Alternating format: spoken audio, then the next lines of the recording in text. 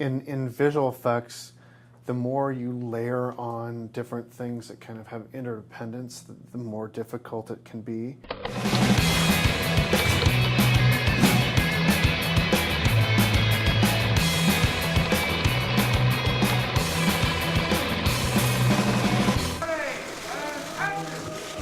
So, I mean, you've worked with Sam for the last 3 movies, this being the 4th.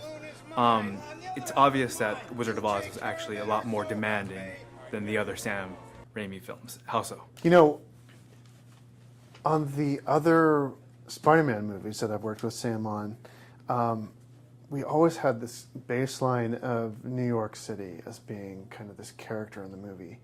And we shot photography there, we acquired buildings in there. And here we didn't have that.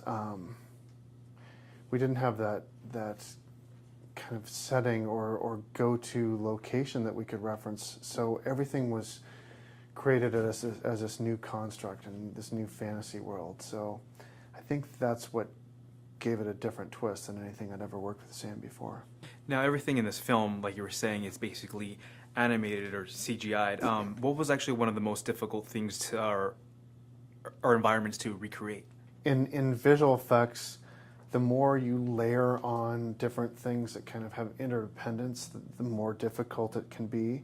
So one of our more challenging, interesting sequences was when the baboons attack Glinda's army. And you've got kind of this whole order you have to do things in terms of character animation and then simulation work like wind on the wings and movement of fur, and then we have this whole other layer of magical fog that's hiding and revealing things, and it's part of the composition, 2D and 3D.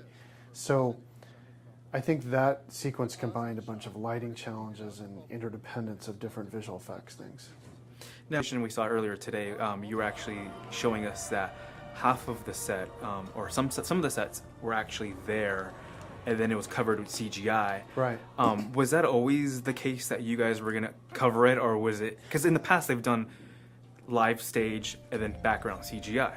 Yeah. Well, it's interesting. That happened maybe a dozen times over the course of the movie. So to the most extent, we were really using what was shot, and the artists in Imageworks were extending it and doing their own set design behind it. Mm-hmm. But this was just a case where it was a technical choice more than a creative choice in this one case. What's the difference between like blue screen and green screen? Like when you use it, when it comes to shooting, is there a preference or? You know, I think every visual effects supervisor has their own preferences, and I could probably go through 10 considerations, but probably my top 2 are just this is a green, vibrant world, and I mean we've got green costumes in Emerald City, and green grass, and the second thing is just you know, while you're shooting for 100+ days, it's like really it's way more soothing to be in a blue environment, and I think at the end of the project, the director of photography, Peter, thanked me for that decision because it's like it is more pleasant.